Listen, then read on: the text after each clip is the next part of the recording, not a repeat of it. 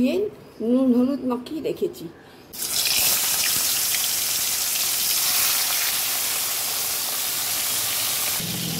আমি মাছের জন্য একটা মশলা বানাবো। পেঁয়াজ, হাফ ইঞ্চি মতন আদা, দুটো লঙ্কা আর ছোট একটা টমেটো পেস্ট করে নেব।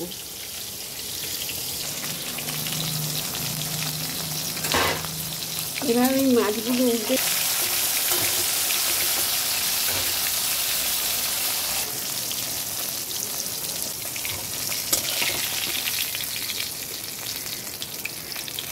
এবার আমি জিরে ফোড়ন দিলাম,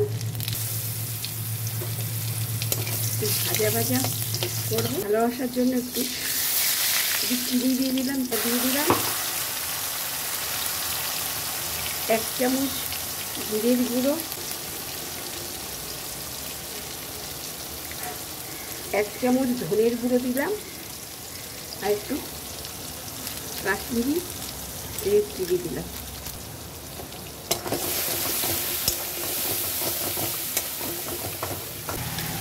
আর বাটি ধোয়া জলটা দিয়ে একটু ভালো করে কষাবো। তেল ছেড়ে দিয়েছি মশলা থেকে, জল দিয়ে দেবো।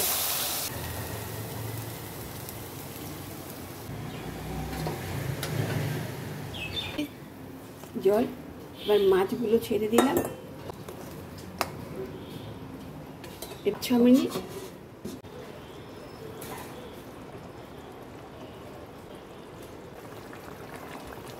মাছ একদম রান্না শেষ, গ্যাস বন্ধ করে দিলাম।